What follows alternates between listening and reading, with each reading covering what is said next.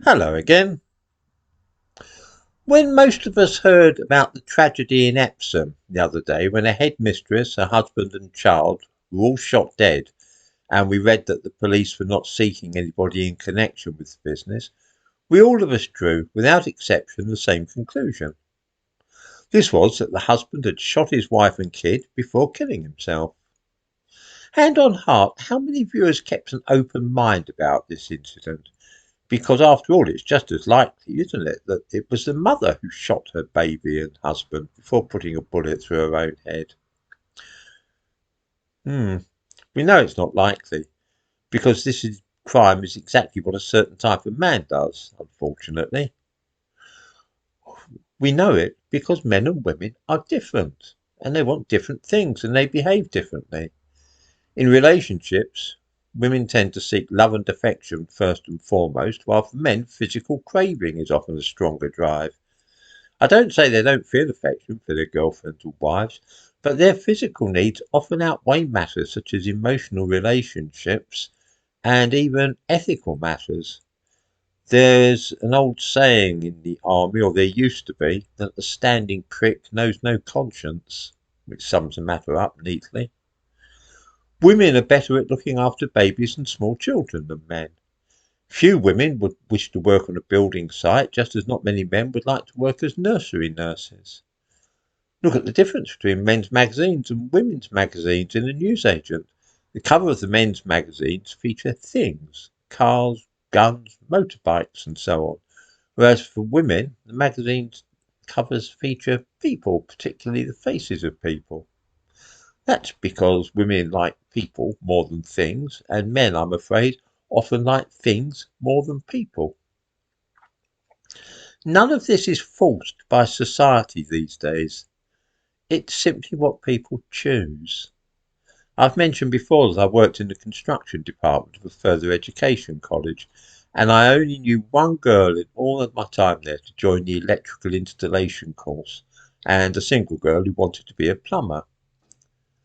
Conversely, I was aware of only one boy who ever took up the childcare course. I've run through these things, which are known to us all, simply to underline that there are differences, inbuilt and inherent differences between men and women. There are certainly intersex cases where there's a conflict between chromosomal sex and physical genitalia, and there are also psychological disorders in which people become convinced that they really belong to the opposite sex. For almost everybody else, though, there are just two sexes, and gender aligns exactly with the physical body. British society seems to be waking up very slowly from some sort of group madness and irrational belief system which has arisen about this, which has been to the effect that there are an infinite variety of genders and that men and women can mix and match, swap and change, moving from one sex to another and back again if they feel like it. No ordinary person feels this way, and few of us encounter such cases. In our day-to-day life, we see the differences between men and women, and we want to preserve those differences and keep the boundaries intact. My wife is a woman, and I'm very glad that she is. I think that she's pleased too that I'm a man and that there's no ambiguity about this. Most people are like that. We have been led down a path over the last few years which has reached a very awful place, where vicious rapists can put on a wig and instead of being locked up in a men's prison with all the other murderers, rapists and nonces, he can instead choose to spend his time in a women's prison. This was so obviously going to happen sooner or later, and I do not believe that a single normal person was surprised when it finally did. Those who warned about the danger beforehand were denounced as transphobes and laughed at for their reactionary views, of course. In a way, I'm glad this has happened because it's thrown the whole business into sharp relief and revealed it as a question of right and wrong, sensible and mad, protecting women or throwing them to the wolves.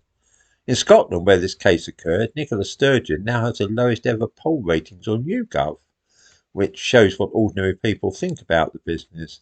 And here in England, other people are now feeling emboldened to speak out and say how they really feel about it. I'm happy for men to wear makeup or women's clothes. I don't mind if they wish to have themselves castrated either.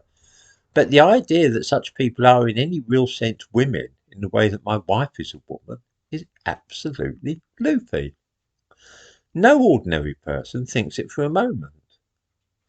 I fancy, though, that the tide might have turned, and whereas many of us have been cowed into keeping quiet on the subject, I have an idea that the silent majority are about to find their voice when it comes to transsexuality, which to me is really cheering.